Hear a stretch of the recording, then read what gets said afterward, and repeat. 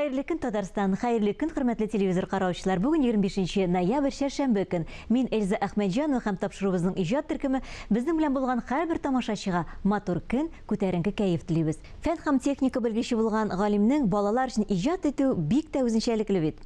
Киң кырлы Җәвит Тәрҗеманов матур әдәбиятка мәктәп партасыннан килгән, күңеле белән гомере буе бала чакта калган бәхетле язучы.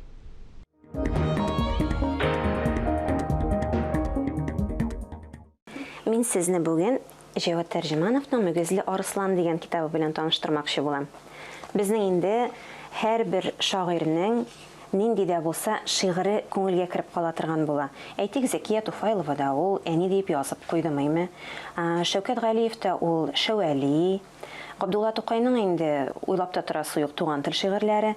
Җәвит Тәрҗемановның шушындый хәтергә кереп калган, истә кала торган шигыреннән ул төрле кешенеке төрлечә булырга мөмкин. Йомшак су, йөгерек су.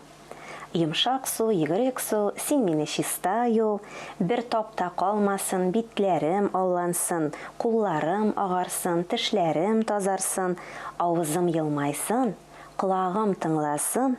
Йомшак су, йөгерек су, һәммәсен чистаю. Менә бу шигырьне язган кеше кем булды микән ул? Кичкенә вакытта аның авторы турында уйлап та бирмисең, шигырен кабатлыйсың да йөрисең инде. Бу үземне ничек хәтерләгән булсам, шул вакыттан сөйләп йөри торган шигырьләрнең берсе. Баксаң күрсәң, Җәвит Тәрҗеманов ул безнең технолог булган икән. Машиналар технологиясы кафедрасында эшләгән кеше булган инде ул, һәм шундый матур итеп балалар өчен шигырьләр язган, әкиятләр язган.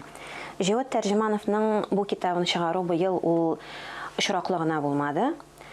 Җәвит Әфтәхетдин улы Тәрҗеманов 1920 елда туган булган, Казан шәһәрендә туган булган. Аның тууына 100 ел уңайы тулу белән чыгарылган китап инде бу. Җәвит Тәрҗемановның әдәби мирасы аның шактый бай. Без инде аның шигырьләрен беләбез, без аның әкиятләрен беләбез. Аның Лобачевскийга багышланган Көмеш дага һәм Лобачевскийның яшьлеге дигән китаплары барлыгын беләбез. Ул язучы буларак шактый күп эш эшләгән. Ләкин ул аның төп эше түгел, аның төп эше, әйткәнемчә, машиналар технологиясы кафедрасында инженер-технолог булып эшләве. Менә шушы ике эшне бик уңышлы итеп алып барган инде ул. Һәм Татарстанның фән һәм техника өлкәсендәге мактаулы исеменә дә лаек булган кеше. Җәвит абыйның бездә кулъязмалары, әкиятләре бар иде, шигырьләре бар иде. Без аның шигырь китабын чыгарырга булдык. Кичкенә балаларга менә хәзер күрсәтәм мин аның кайсы бер битләре. Менә Йомшак су монсы. Табылган әйбер. Монда Җәвит Тәрҗемановның әкиятләре дә бар, шигырьләре дә бар. Миләүшә Вәҗиева ясады иллюстрацияларын. Иллюстрациялары мәктәпкәчә яшьтәге балаларны кызыктырырлык инде. Моның рәсемнәренә караган саен нәрсә турында язылганлыгын беләсе килә, укыйсы килә.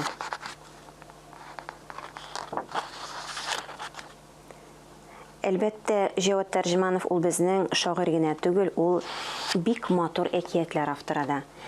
Монда телевизор караучылар тарафыннан шундый сорауда булырга мөмкин инде, нишләп шигырьләре генә алынган, ник әкиятләренә игътибар итмәдегез дип. Бу очракта шуны әйтергә мөмкин. Узган ел Җәвит Тәрҗемановның әкиятләрен аудиокитап итеп яздырдык һәм аны безнең сайтка кереп тыңларга мөмкин. Аның шук туганнары, аның көмеш койрыклары, алар искиткеч матур, шундай детальләргә игътибар итеп, тормышны лупа аркылы караган шикелле, зурайтып караган шикелле иттереп язылган әкиятләре, аларын сайтка кереп тыңларга мөмкин. Аларны Татарстанның халык артисты Дания Нурлы укый. Шулай итеп, китабын алып шигырьләрен укыйбыз һәм шул вакытта сайтка кереп әкиятләрен тыңлый алабыз. Без Җәвит Тәрҗемановның шушы 100 еллык юбилее уңаеннан һәр яклап ачарга тырыштык дияргә дә мөмкин инде. Һәркемнең тормышында иң изге кеше ул әни. Ул уң кулы белән бишек, сул кулы белән бөтен дөньяны тибрәтә. Шуңа да әниләргә багышлап язылган шигырь һәм җырлар шактый булуы гаҗәп түгел. Бүген җыр тарихы дип аталган сәхифәбезне әниләргә багышларга уйладык. Ел сайын ноябрь ахырында әниләр көнен билгеләп үтәбез. Күркәм бәйрәм уңаеннан да әни кирәк җырының тарихы белән таныштыру урынлы булыр. Мәсгудә Шәмсетдинованың Роберт Миннуллин сүзләренә язган җыры әниләргә музыкаль бүләк булып яңгырасын иде.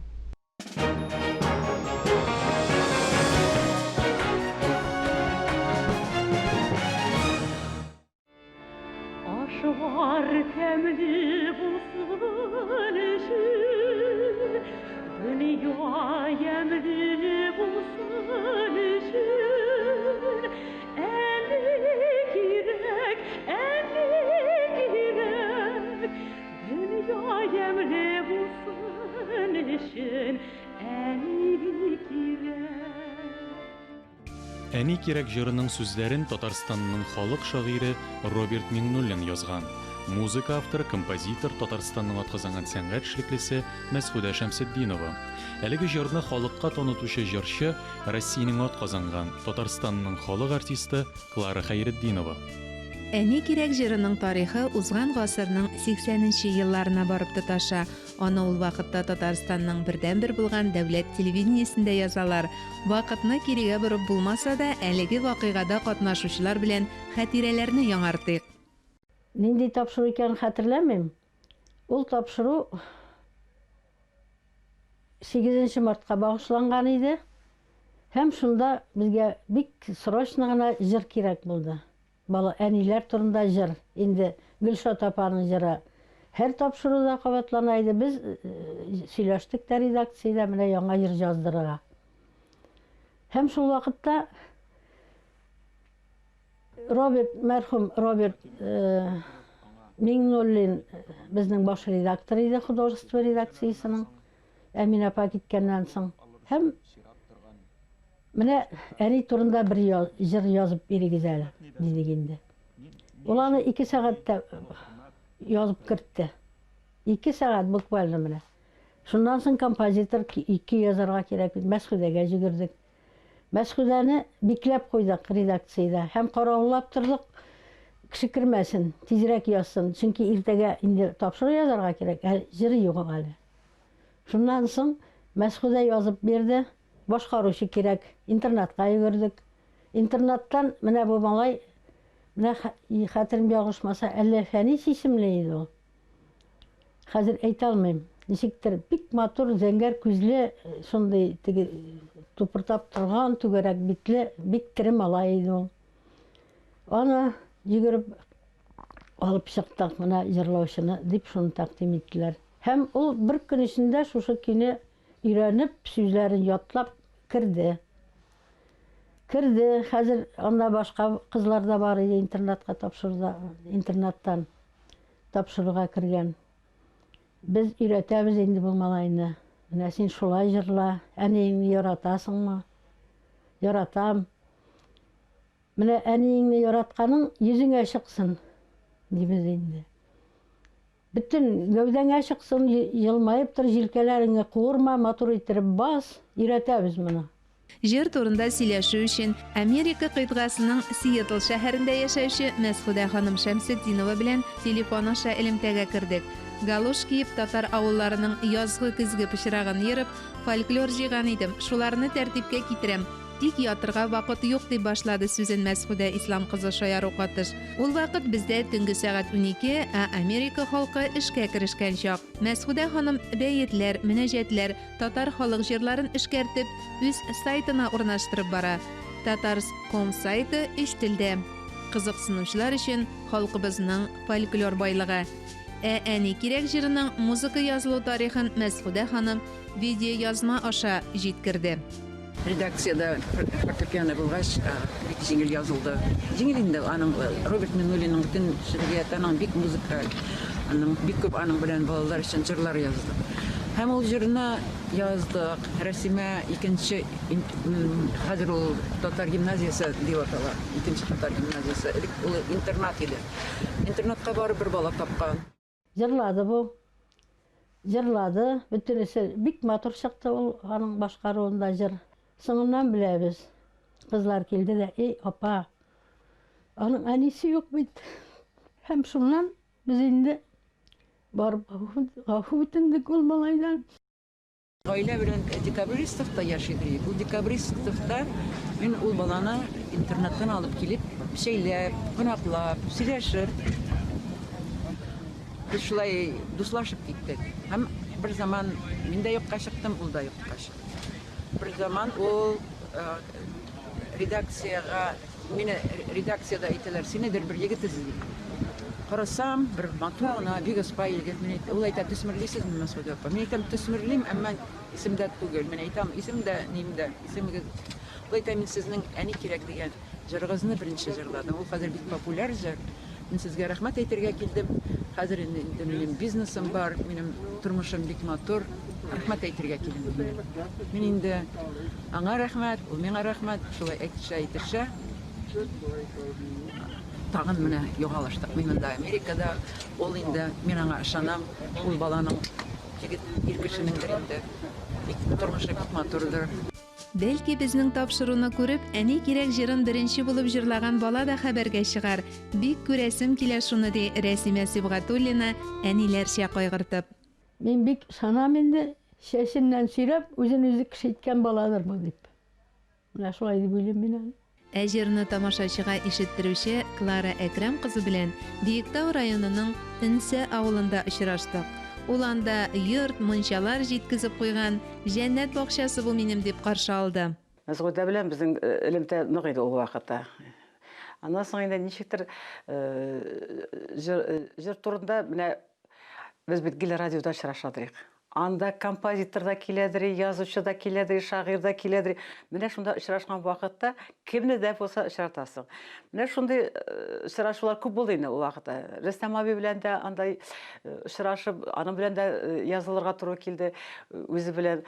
Аннан соң Фәсил абыйлар, менә кем, аннан соң язучылар, композиторлар бүлегенә дә җырлыйдыр, аларның союзларында. Анда безгә җырны тәкъдим итәләр, аларның очрашулар буладыр, инде лекторик концертлар буладыр, композиторлар белән, шагыйрьләр белән. Шуңа күрә элемтә безнең җырчы, сөйләүче, композитор бик нык иде.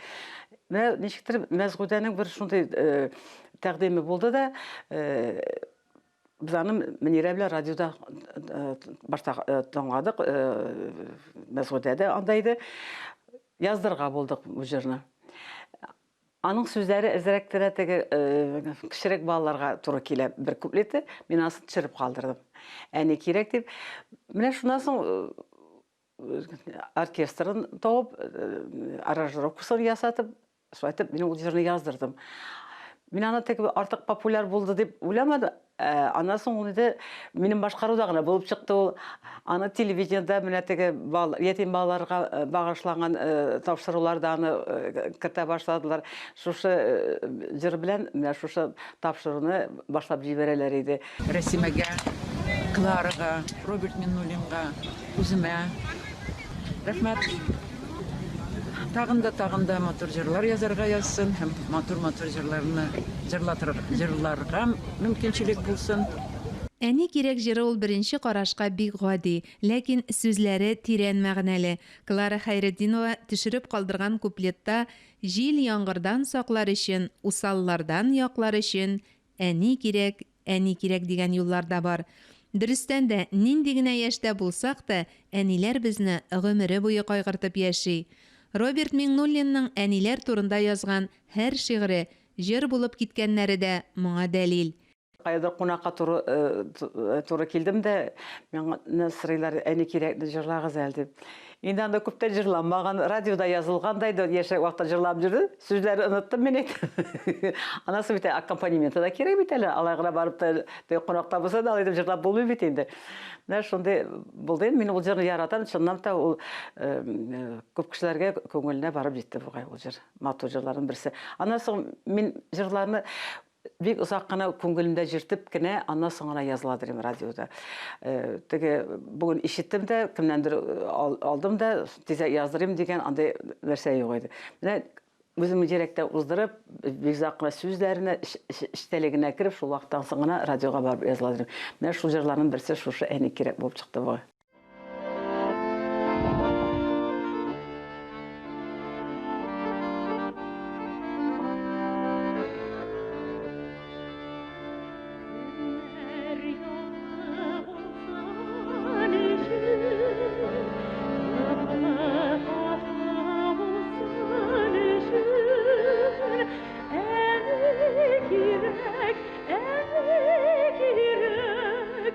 Yıkıp atamı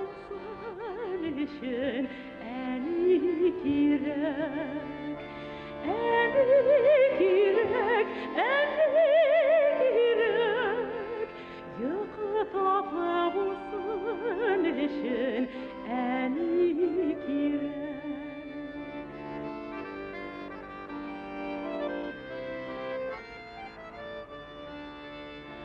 Ашлар тәмле булсын өчен, дөнья ямьле булсын өчен, әни кирәк, дөнья ямьле булсын өчен, әни кирәк.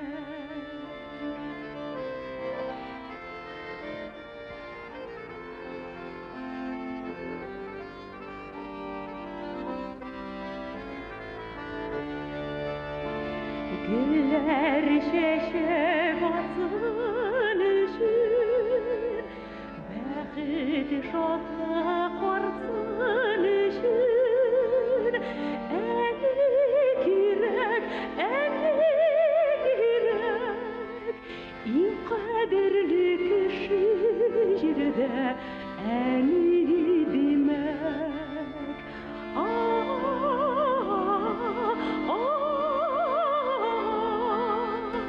İn qədərli kişi jirdə əni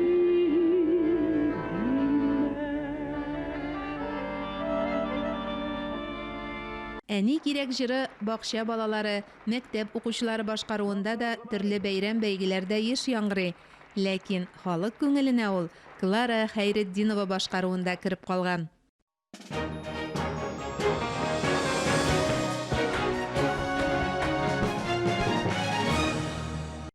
Бүгенгә менә шулар, һәр көнегезне бары тик матур уй-фикерләрдән генә башлагыз. Мин Эльза Әхмәтҗанова сезнең белән сау булашам. Исән, имин булыгыз.